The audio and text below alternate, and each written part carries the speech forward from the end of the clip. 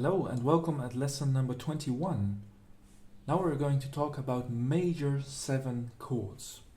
Major 7 chords are very, very beautiful chords. So how do they work? Well, it's start with the C chord, of course. And the real 7th note is this one. 1, 2, 3, 4, 5, 6, 7, 8.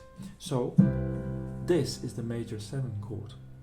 Now you may say, well, I don't know if this is really beautiful, but if you put this note 1 octave lower, you have this real warm feeling in the chord.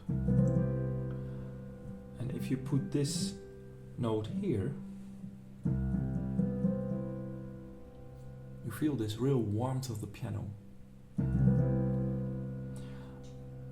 Is this a transition chord? Well, not necessarily. I can play this with the F chord. F major 7. Look at this.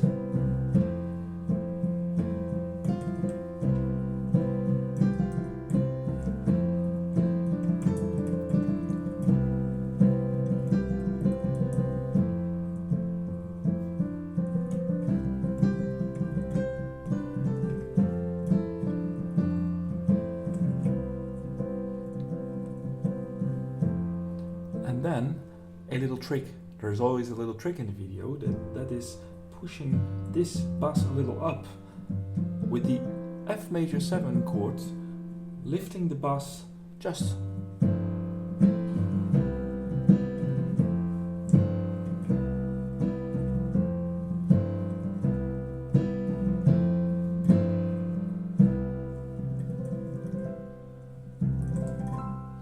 It's very beautiful.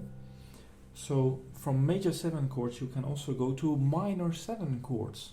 Oh yeah? Yeah, look at this.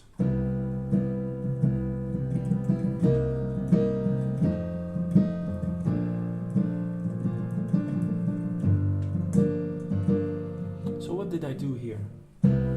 C major 7. You see this is C and this is the major 7, so it's quite easy to have that major 7 just under your finger.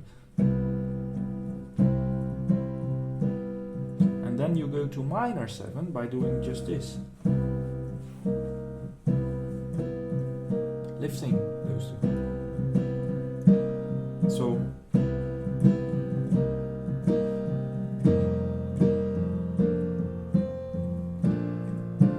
this is also major 7, but B flat.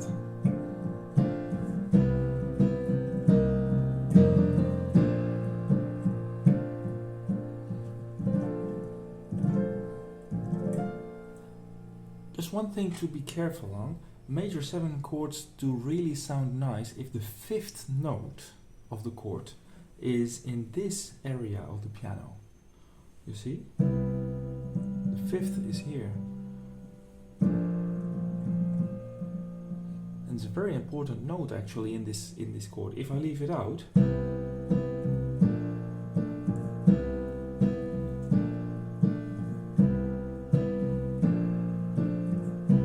feel that the 5th helps to construct that chord, to build up that chord. So a nice way to do this is the fundamental, the tonic, 5th, major 7, and the 3rd. You see with low notes, when it comes to the bass, when you play a bass in the upper section, I don't change the bass.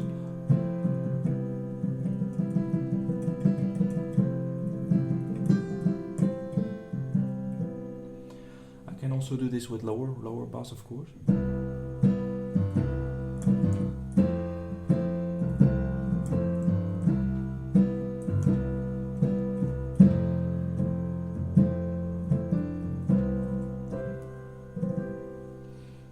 This is a very nice chord to use, and you can, as you can see, you can play a major 7 chord like that. You can end the song with. It's not a transition chord, unless if you play that major 7th note in the bass, then things starts to change. start changing. Look at this. Yeah, this needs a transition. And I already showed this in a video, so we do. This is a major 7 chord, and I think you might recognize this.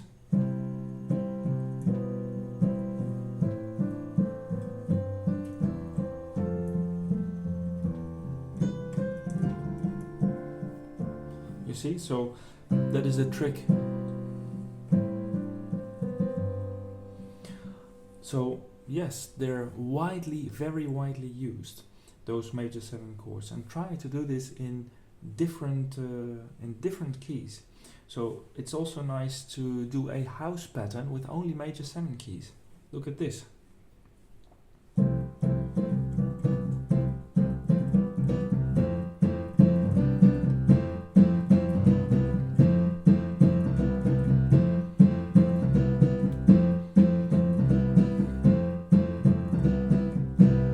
So you can really groove away with those chords.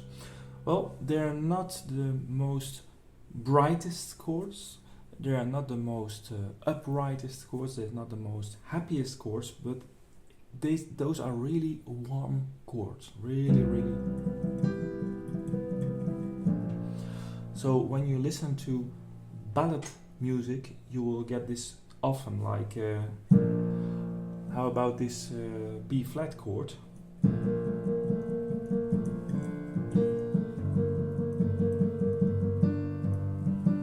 Major 7.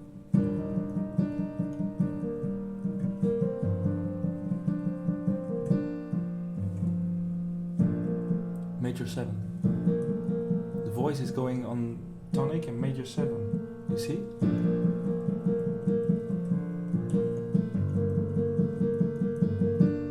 So combined with a G minor 7 chord, and this is also a major 7 chord and the major 7 chord of E flat. So what do we do here? Tonic, 5th, 3rd, and major 7.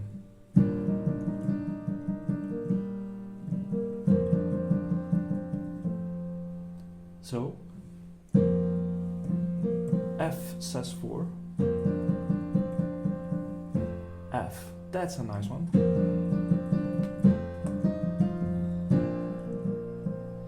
So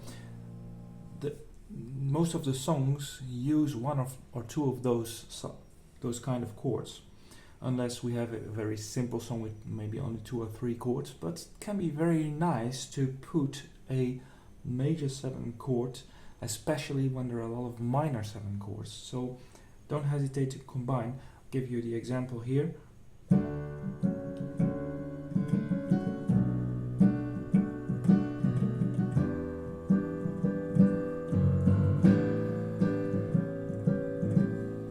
D flat, no sorry, D major 7,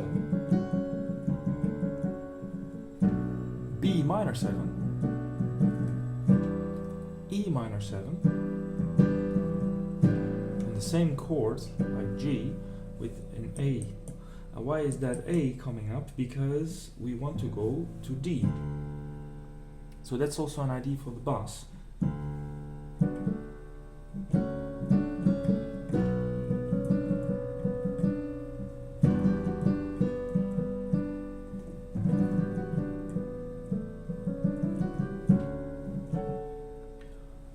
And you will also understand that when it comes to the gymnopédie of Eric Satie,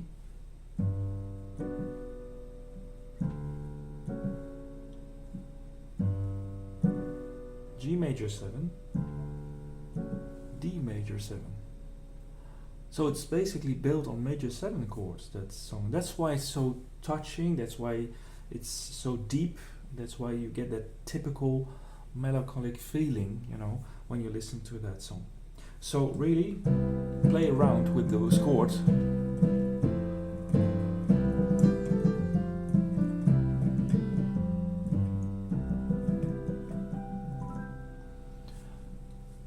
So this is it. Thank you for watching and see you next time.